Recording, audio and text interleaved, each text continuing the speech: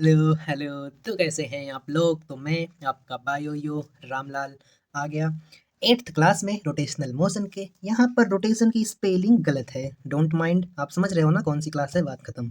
Start करेंगे हम अपने थेरी वाले पार्ट से। तो सर ने बीटा की सारी थेरी एक पेज पे करके रख दी थी, तो हम उसको फटाफट से रिवाइज करेंगे, उसके बाद हम क्वेश्चन लगाएंगे। स्टार्ट करेंगे।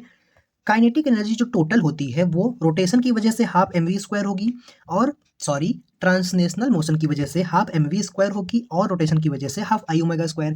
ये होगी टोटल, क्या, टोटल काइनेटिक एनर्जी।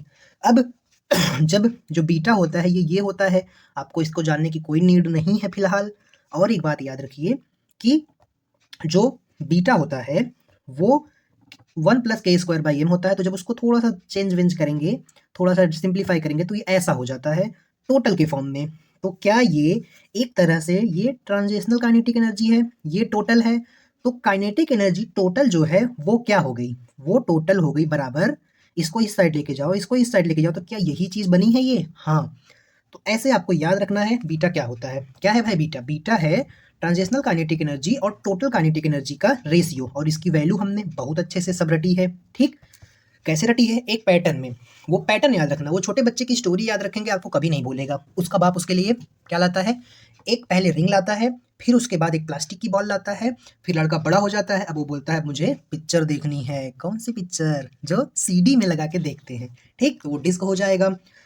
अब rotation upon kinetic energy total का जो रेशियो होता है 1 - बीटा टाइम्स हो जाएगा, और ट्रांजिशनल अपॉन रोटेशन जो होगा वो बीटा अपॉन 1 - बीटा होगा। पिछले क्लास में हमने जब टेबल कर रहे थे तो इसको किया था।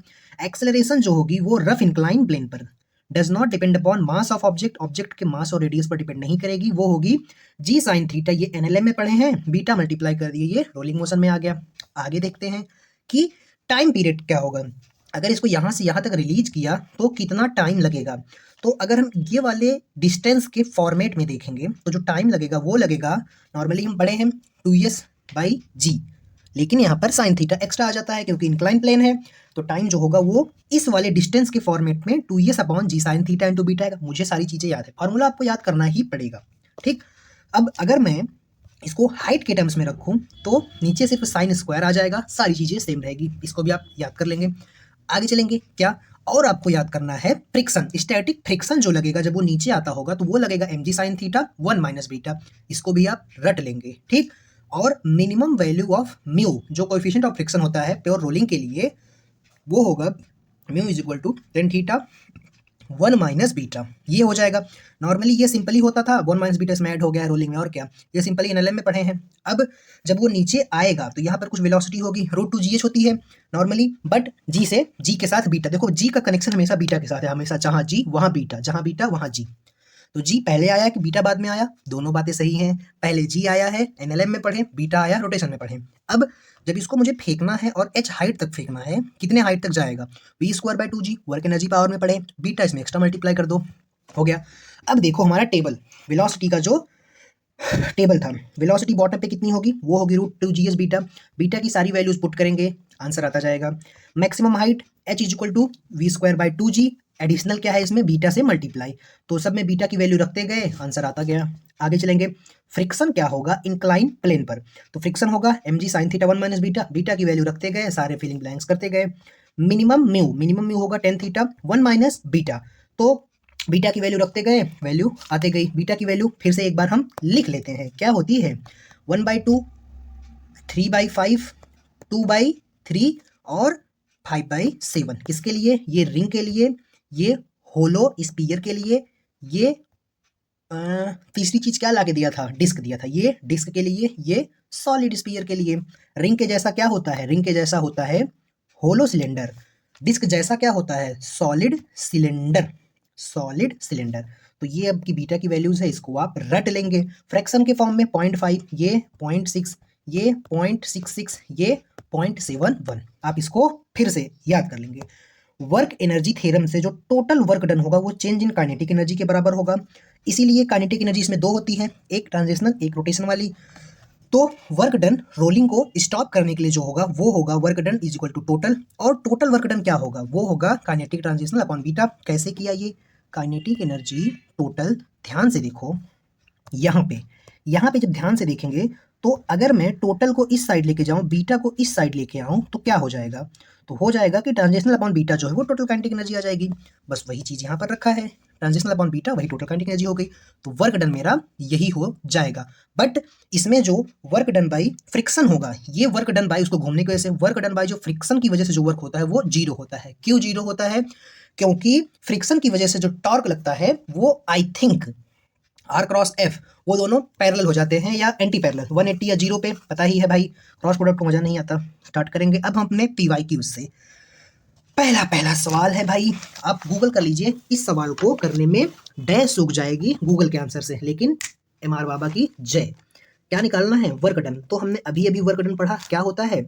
ये होता है, ये देखो यहाँ पे पढ़ा था क्या, kinetic energy translational upon beta. ये टोटल नहीं है, ये ट्रांस कर दो, ट्रांसलेशनल, ठीक।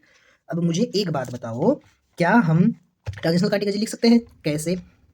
1/2 mv का स्क्वायर डिवाइडेड बाई बीटा। ये बॉडी कैसी है? डिस्क है, डिस्क के लिए बीटा कितना होता है? आ जाओ ऊपर देख लेते हैं, 2/3 होता है डिस्क के लिए। तो मेरे बीटा की वैल्यू जो है वो कितनी आ गई? बीटा की वैल्यू मेरी आ गई 2/3। मास हमको दिया है, कितना है मास? 100 kg। और वेलोसिटी कितनी है? स्पीड 20। तो सारी वैल्यू जब इसमें हम पुट करेंगे, 1/2 यहाँ से पुट किया, 2/3 को पुट करेंगे तो 3 चला जाएगा ऊपर, बीटा की वैल्यू पुट कर दी। मास 100 है, मास 100 है, वेलोसिटी कितनी है? 10 ही है ना, 20 है सॉरी। तो 20 का स्क्वायर हो जाएगा, 20 मल्टीप्लाई बाई 20। जब इसको हम सॉल्व करेंगे तो होगा क्या? होगा ये कि सब दूसरे को कैंसिल करेंगे। कैसे करेंगे भाई? अब करके भी आपको दिखाना पड़ेगा। दो पीछे बच्चे जो हैं ये यहाँ पर चला आएगा, तो ये यहाँ पर 2 हो जाएगा, तो ये 2 दूनी 4 हो गया, 4 एक कम 4, 4 बचे 20, 4 बचे 20 हो गया। अब हम जब इसको सबको मल्टीप्लाई करेंगे, 20 पंजे 100, 100 दहन में 300, एक सेकेंड, हाँ 20 पंजे 100, 100 दहन में 1000, 20 पंजे 100, 100 दहन में 1000, 1000 तिहाई 3000 आ गया। तो क्या ये मेरा 3 किलो जूल आंसर आ गया? हाँ 30 किलो जूल होगा। कुछ यहाँ पर मिस्टेक हो रही है, ऐसा मुझे प्रतीत हो रहा है। वेलोसिटी कितनी है भाई? एक सेकेंड, जीरो कौन काटा बे पागल? ये 4 से 5 कटा, तो यहाँ पर मैं जो 10 से मल्टीप्लाई करा था वो 100 से होगा, जीरो कहाँ से कटेगा? ये गलती से साइन लग गया था तो कट गया था। तो क्या ये किलो हो गया और ये 30 हो गया, तो क्या 30 किलो जूल मेरा आंसर आ जाएगा। आगे चलेंगे अगले सवाल पर। अगला सवाल क्या है? अगला सवाल बहुत ही बेहतरीन है। हमको इसमें क्या बताना है, एक सॉलिड स्फीयर है, सॉलिड स्फीयर का बीटा कितना होता है? पहले लिख लो, सॉलिड स्फीयर का बीटा होता है 5/7। वो रोलिंग मोशन कर रहा है, रोलिंग मोशन, तो उसके पास कुछ ट्रांजिशनल काइनेटिक एनर्जी है और कुछ रोटेशनल वाली है। तो हमको क्या बताना है? Transitional upon total. ध्यान से देखना इसको, ये काइनेटिक ट्रांजिशनल रोटेशन का एडिशन है। तो kinetic energy transitional upon kinetic energy total का रेशियो तो बीटा ही होता है। तो सिंपली इसका आंसर 5/7 ही आ जाएगा, एकदम सिंपल है। आगे चलेंगे हम अगले सवाल पर। क्या है? एक सर्कुलर डिस्क है जिसका मास 2 kg है। अब डिस्क के लिए पहले बीटा देख लेते हैं कितना होता है भाई। डिस्क के लिए जो मेरा बीटा है वो मेरा 2/3 होता है, मतलब 0.66। तो डिस्क के लिए बीटा जो है वो मेरा है 2/3। तो हमको निकालना क्या है? हमको टोटल काइनेटिक एनर्जी निकालनी है। वो रोल कर रहा है, मास दे दिया, रेडियस दे दिया, स्पीड दे दिया। तो क्या हम टोटल काइनेटिक एनर्जी लिख सकते हैं जैसा हमने अभी पहले वाले क्वेश्चन में किया था? क्या? Half mv² divided by beta. कहाँ से आया? दोबारा भाई एक चीज़ को रिपीट करना बेवकूफ़ी होती है, ऑलरेडी बताया है। 1/2, मास कितना है? 2 kg, वेलोसिटी कितनी है? 2, तो 2 मल्टीप्लाई बाई 2 का square divided by beta. Beta की वैल्यू 2/3, तो 3 ऊपर चला गया। जब इसको सॉल्व करेंगे, 1 2 से 1 2, 1 2 से 2, तो 2 तिहाई 6 मेरा आंसर आ जाएगा। आगे चलेंगे अगले क्वेश्चन पर। इसी पैटर्न पे इस साल नीट में सवाल था, सेम टू सेम। बोलते हो ना रोलिंग मोशन हट गया है, रोलिंग मोशन हट गया है तो सवाल कैसे आ गया था? देखो इसी पैटर्न पे 2024 में नीट में सवाल आया था, एकदम ऐसा ही क्वेश्चन था हमको, लेकिन सिर्फ उसमें वेलोसिटी बतानी थी, किसकी ज़्यादा होगी किसकी कम, ऐसा कुछ था शायद। तो 4 पॉइंट दिया है। इस पॉइंट की वेलोसिटी हमने पिछले क्लास में देखी थी, 0 होती है जो ज़मीन को टच करता है। इस पॉइंट की वेलोसिटी 90 डिग्री पर, एक वेलोसिटी ट्रांजिशनल वाली, रोटेशनल वाली, तो ये हो जाता है √2 टाइम्स ऑफ v। v क्या है? सेंटर ऑफ मास की वेलोसिटी।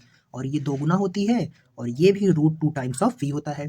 तो मुझे सेंटर ऑफ मास की वेलोसिटी पता है कितनी है 10, तो ये वाली वेलोसिटी सी पॉइंट पर 20 हो जाएगी, ये हो जाएगी 20√2, ये 0 ही रहेगी और इस पॉइंट की जो वेलोसिटी है वो हो जाएगी 20√2। सिंपल है, रोलिंग मोशन हट गया है ना। कैसे आ गया क्वेश्चन? अब देखो, एक सॉलिड सिलेंडर है जिसका मास मुझे दे दिया है, वो रोटेट कर रहा है अपने।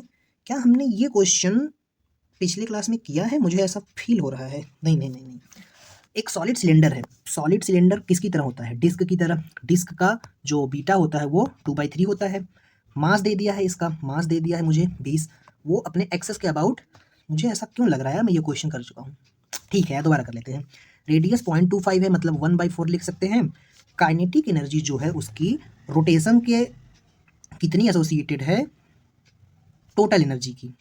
अगर ऐसा क्वेश्चन होता तो हम डायरेक्ट बीटा का कंसेप्ट लगा देते, लेकिन इसमें अलग से पूछ लिया कि काइनेटिक एनर्जी रोटेशन की वजह से कितनी होगी और काइनेटिक एनर्जी टोटल कितनी होगी। तो एक काम करेंगे, रोटेशन की kinetic energy half I omega square, half I की वैल्यू सॉलिड सिलेंडर के लिए मोमेंट ऑफ इनर्शिया जो होता है वो डिस्क जैसा होता है, जो कि mr²/2 होता है। तो मैं आई की जगह पर क्या लिख सकता हूँ? mr²। हाँ, अब एंगुलर वेलोसिटी, हमको तो एंगुलर स्पीड दिया है तो ये हो जाएगी 100 और 100 की स्क्वायर। मुझे मास पता है, मुझे रेडियस पता है 1/4 इंटू 1/4, मुझे एंगुलर वेलोसिटी पता है। तो क्या मैं यहाँ से इससे कैलकुलेट करके ला दूंगा अपना क्या रोटेशनल काइनेटिक एनर्जी, जो कि 3105 आएगी। अब मुझे बताना है टोटल एनर्जी। एक अच्छी चीज़ बताऊं, थाम नहीं पाओगे उसको। क्यों पता है? क्योंकि आप डैश हो, मेथड से ही जाते हैं, जाने दो। तो टोटल होगी क्या? Half I omega square plus half m v square. तो ये तो हमने पहले ही निकाल ली, कितनी है 3105। और ये कितनी है? ये है हाफ, एम कितना है 2, वी कितना है 100 इंटू 100। तो जब इसको सॉल्व करेंगे 2 से 2 जाएगा, तो ये देखो कितना हो गया, बताओ 10 दहान में। एक second, m v centre of mass है, तो वेलोसिटी हमको नहीं पता भाई। ये देखो कर दी ना मिस्टेक। हमको ओमेगा पता है 100 है, तो वी तो निकाल ही लेंगे। V is equal to r omega. R कितना है 1/4, ओमेगा कितना है 100, कैंसिल करेंगे तो वी 5 आ जाएगा। तो यहाँ पर जो तुम 100 रखे थे ना, यहाँ पर 25 रखो। तो जब 25 रखेंगे तो इतने की जो वैल्यू है वो आ जाएगी कितनी 6250। सॉल्व करके कर सकते हैं मैथमेटिक्स से, ठीक। तो एक चीज़ आप देख रहे हैं क्या, ये टोटल जो एनर्जी है वो आ गई 9355, ठीक। एक चीज़ आपको बताऊं क्या, बता ही देता हूँ। अब आपको समझ में आए ना आए वो अपनी जगह है। ये क्या है? ये सॉलिड सिलेंडर है। सॉलिड सिलेंडर में बीटा की वैल्यू कितनी होती है 2/3। 2/3 मतलब 66%। मतलब 66% इसकी काइनेटिक एनर्जी ट्रांजिशनल मोशन की वजह से होगी, ठीक। और 33% या 33.3 कह सकते हैं या 66.6 कह सकते हैं, वो होगी काइनेटिक एनर्जी रोटेशन की वजह से। और दोनों को जोड़ देंगे तो 100% आ जाएगा। तो क्या ट्रांजिशनल की वजह से 3000 के अराउंड आई और टोटल जो है वो 9355 के अराउंड आई। तो क्या ये वाली जो वैल्यू है वो मेरी 100% है? हाँ। क्या ये वाली जो वैल्यू है, कहाँ थे हम, ये वाली 33% है? हाँ। और ये वाली वैल्यू 66% है। समझ में आया तो बताना। ये हम ये वाला पूरा ना करके डायरेक्ट मैं कर सकता था, लेकिन मैंने फिर भी नहीं किया क्योंकि मुझे पता था ना नहीं समझेगा। अब देखो, काइनेटिक एनर्जी बतानी है रोलिंग सॉलिड सिलेंडर। फिर से भाई सॉलिड सिलेंडर आ गया। सॉलिड सिलेंडर का बीटा 2/3, जिसका मास 4 kg है, वो उसका मोमेंट ऑफ इनर्शिया भी दे। एक सेकेंड, काइनेटिक एनर्जी दिया है भाई ये। Rotation is 20 kg/m²। mL/t-2 energy है। ये देखो मैंने कैसे यूनिट से पहचान लिया। क्वेश्चन में नहीं प्रॉपर समझ में आ रहा था कि ये एनर्जी है या मोमेंट ऑफ इनर्शिया, तो यूनिट से आप आइडिया लगा सकते हैं। ये एनर्जी दे दिया है और हमको वेलोसिटी बतानी है। ये कौन सी एनर्जी दिया है नहीं बताया, हम टोटल मान लेंगे। तो काइनेटिक एनर्जी टोटल जो होती है वो होती है half m v square divided by beta. तो क्या ये मुझे पता है 20 है? क्या मुझे मास पता है? मास कितना है 4। वेलोसिटी पता है? वेलोसिटी तो निकालना है क्वेश्चन में, तो ये v square divided by beta. Beta कितना है 2/3। 2 ऊपर आया, 3 ऊपर चला जाएगा, 2 नीचे ही रहेगा। अब जब इसको सॉल्व करेंगे तो 1 कम 2, 2 दूनी 4, फिर ये 2 से ये 2 कैंसिल हो गया। तो क्या ये 20 is equal to 3 v square हो गया। तो क्या यहाँ से वी स्क्वायर की वैल्यू जो है वो 20/3 हो गई और वी की वैल्यू 20/3 रूट के अंदर आ गई। ऐसे ही इसको सॉल्व करेंगे। सबसे बेस्ट और शॉर्टेस्ट तरीका बताते हैं सर जी, इससे बेटर कहीं नहीं मिल सकता, इसकी गारंटी है। अब देखो, दो डिस्क हैं जिनका मास का रेशियो हमको दे दिया, रेडियस का रेशियो दे दिया, दोनों 1/1 इंक्लाइन पे जा रहे हैं, जिसका हाइट h है। ये इंक्लाइन है, हाइट h है, एक बार एक डिस्क गया, एक बार एक डिस्क गया, तो उनके लीनियर वेलोसिटी, जो यहाँ पर वेलोसिटी होगी उसका रेशियो बताना है। v क्या होता है, √2gh इंटू बीटा। अब मुझे एक बात बताओ क्या जी एक डिस्क के लिए अलग, एक डिस्क के लिए अलग होता है? नहीं, दोनों के लिए सेम। हाइट भी दोनों के लिए सेम, दोनों डिस्क ही हैं और दूसरा कोई ऑब्जेक्ट नहीं है, तो दोनों का बीटा सेम। तो क्या मैं v1/v2 का रेशियो लिख सकता हूँ 1:1? क्यों नहीं लिख सकते? उसके रेडियस और मास पे तो डिपेंड ही नहीं करता है ये क्या बोलते हैं, बीटा।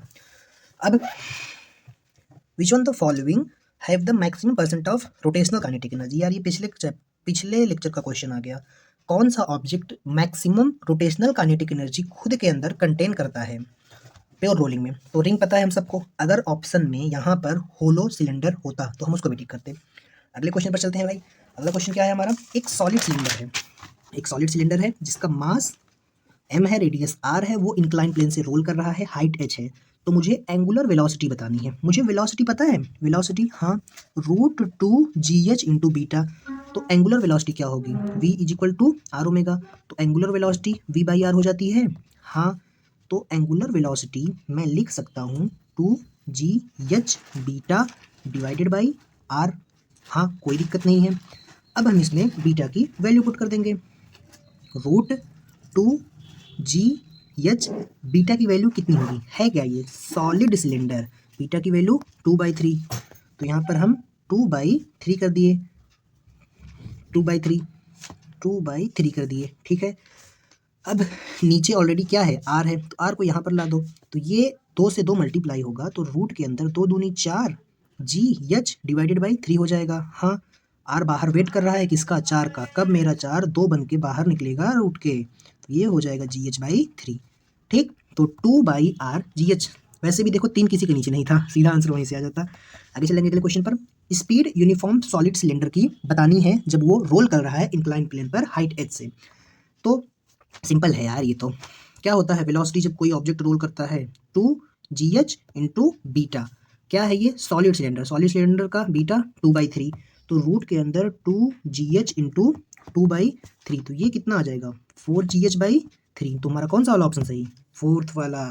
आगे चलेंगे अगले सवाल पर। अगला सवाल क्या है भाई हमारा, अगला सवाल है, एक थिन सर्कुलर रिंग है, एक पतली सी रिंग है जो नीचे जा रही है इंक्लाइन प्लेन पर। ऐसे इंक्लाइन प्लेन है, रिंग नीचे जा रही है, इंक्लिनेशन दे दिया है 30 है, विदाउट स्लिपिंग जा रही है। इसका क्या मतलब, इसका मतलब फ्रिक्शन सफिशिएंट है उसको घुमाने के लिए। तो लीनियर एक्सेलरेशन बताओ क्या था, acceleration G sine theta into beta. Beta कहाँ आया, रोटेशन में जब आए तब। जी साइन थीटा कहाँ था, एनएलएम में थे तब। तो जी इंटू साइन 30, रिंग के लिए बीटा की वैल्यू हाफ होती है, तो हम जी साइन 30 की वैल्यू 1/2 एक पहले से था, तो ये g/4 आ जाएगा। आगे चलेंगे हम अपने अगले सवाल पर। अब देखो, अगर सिर्फ सिलेंडर लिखा हो तो हम सॉलिड मानते हैं, सिर्फ सिलेंडर लिखा हो तो हम सॉलिड ही मानते हैं, वैसे सर ने लिख भी दिया था। तो हमको कोएफिशिएंट ऑफ फ्रिक्शन बतानी है सिलेंडर और प्लेन के, जो कि म्यू है। तो मैक्सिमम इंक्लिनेशन थीटा सिलेंडर को कितना होगा कि वो रोल करे स्लिप करके। तो हमने एक चीज़ पढ़ी थी, कहाँ पर, जब हम पढ़ रहे थे एनएलएम, तो मिनिमम म्यू होनी चाहिए टेन थीटा के बराबर किसी ऑब्जेक्ट को नीचे स्लिप कराने के लिए। बट हम यहाँ क्या पढ़ रहे हैं, हम यहाँ पढ़ रहे हैं रोलिंग मोशन। तो सिर्फ यहाँ थीटा की जगह थीटा के बगल में 1 - बीटा आ जाएगा और कोई फर्क नहीं होगा। हमको बताना क्या है, हमको थीटा बताना है भाई। तो थीटा हम निकाल लेते हैं, म्यू यहाँ पर आ गया, टेन थीटा को एज इट इज रह। अरे यार ये क्या हो रहा है आज मेरे साथ, 1 - बीटा। बीटा की वैल्यू सॉलिड सिलेंडर के लिए, मतलब डिस्क और डिस्क के लिए या सॉलिड सिलेंडर के लिए बीटा की वैल्यू 2/3 होती है। यहाँ पर 2/3 हो जाएगा, 1 में से 2/3 जाएगा, तो ये कितना आ जाएगा 1/3 टेन थीटा इंटू म्यू। तो यहाँ से क्या मेरा 3 mu is equal to 10 theta हो जाएगा। तो यहाँ से मेरी थीटा की वैल्यू 10 इनवर्स ऑफ 3 म्यू हो जाएगी। ऐसा कौन सा ऑप्शन है, ऐसा थर्ड वाला ऑप्शन है। आगे चलेंगे अगले सवाल पर। दो सॉलिड स्फीयर हैं, मतलब दो भरतू बॉल हैं, जैसा हम लोग क्रिकेट में खेलते हैं, उसमें भी तो गैप होता है बीच में, इसमें गैप नहीं होता। डिफरेंट मास है, दोनों का मास अलग है, रेडियस अलग है, डेंसिटी अलग है, दोनों को रफ इंक्लाइन प्लेन पर रोल किया। आइडेंटिकल सिचुएशन है, तो टाइम कितना लगेगा आने में भाई, हमने पहले ही पढ़ा है क्या, 2s/r जी साइन थीटा इंटू बीटा। क्या यहाँ कहीं पर मास रेडियस ऐसा कुछ आ रहा है? नहीं आ रहा है, सिर्फ बीटा पे डिपेंड कर रहा है, डिस्टेंस पे डिपेंड कर रहा है, एंगल पे डिपेंड कर रहा है। बोल दिया आइडियल सिचुएशन है तो थीटा दोनों के लिए सेम होगा, जी तो भाई यूनिवर्सल सेम है, एस भी सेम होगा, और दोनों स्पीयर हैं तो बीटा भी सेम होगा। इसीलिए दो जो टाइम होगा वो मास पर भी नहीं डिपेंड करेगा, रेडियस पर भी नहीं, डेंसिटी पर भी नहीं, तो ऑल ऑफ अबव आंसर आ जाएगा। अगले सवाल पर चलेंगे हम। अगला क्वेश्चन क्या है? जब रोलिंग मोशन होता है, मैंने थ्योरी में बताया था क्या, जो फ्रिक्शन की वजह से वर्क डन होता है वो हमेशा जीरो होता है। ये पीवाईक्यू है भाई, हल्के में मत लेना, पीवाईक्यू लिखा नहीं है इसमें। तो आगे चलेंगे। एक सॉलिड स्पेरिकल बॉल है, सॉलिड स्पेरिकल बॉल मतलब जिस बॉल के अंदर कोई गैप नहीं हो, लास्ट वाला केस। तो इसका बीटा कितना होगा? सीधा सीधा पहले मुझे ये बता दो। 5/7 सॉलिड स्पीयर है, तो इसमें बताना क्या है? मुझे बताना है फ्रैक्शन ऑफ टोटल एनर्जी, मतलब नीचे मेरी टोटल एनर्जी होगी और ऊपर मेरी एसोसिएटेड विथ रोटेशन, कितनी इसकी एनर्जी रोटेशन से एसोसिएटेड है। तो इसको हमने 1 माइनस बीटा से याद किया है, बीटा को सिंपली बीटा में से 1 घटा देना बस। तो बीटा कितना होता है? 5/7, 1 माइनस बीटा कितना आ जाएगा? 2/7। ऐसा कोई ऑप्शन है भाई? ये तुमको ऐसा जितना सिंपली चीज़ें लग रही है ना कि इतना आसानी से सॉल्व हो जा रहा है, प्रॉपर मेथड से जाओगे पागल हो जाओगे रोलिंग मोशन करते करते। इंक्लाइन प्लेन है, 30 डिग्री इंक्लिनेशन है हॉरिजॉन्टल से, एक सॉलिड स्पीयर को नीचे रोल किया ऐसे, ये 30 है, विदाउट स्लिपिंग। तो लीनियर एक्सेलरेशन क्या होगा? तो ये हमको पता है क्या होता है, जी साइन थीटा इंटू बीटा, जी इंटू साइन 30 की वैल्यू 1/2, बीटा की वैल्यू सॉलिड स्पीयर के लिए अभी अभी हमने किया था क्या, 5/7। तो ये 5/7 हो गया, तो आंसर क्या आ जाएगा? 5g/14। ऐसा एक ही ऑप्शन है, फोर्थ वाला। आगे चलेंगे, लास्ट सवाल हमारा इस लेक्चर का करते हैं। Minimum coefficient of friction, minimum value of mu मुझे बतानी है सॉलिड स्पीयर के लिए, ताकि वो रोल विदाउट स्लिप करे इंक्लिनेशन पे। भाई कितनी बार यार ये क्वेश्चन हमको ऐसा लग रहा है रिपीट हो रहा है, आपको नहीं लग रहा है? मिनिमम म्यू जो होता है वो 10 थीटा होता है, ये एनएलएम में पढ़ा है, तो रोलिंग में यहाँ पे इसमें 1 माइनस बीटा ऐड हो गया है। अब मुझे एक बात बता दो कि बीटा की वैल्यू सॉलिड स्पीयर के लिए 5/7 होती है, तो 10 थीटा जो है वो 2/7 आ जाएगा। तो 2/7 10 थीटा एक ही ऑप्शन में है। हमारी क्लास होती है खत्म, मिलते हैं अगली क्लास में, तब तक के लिए ओके बाय।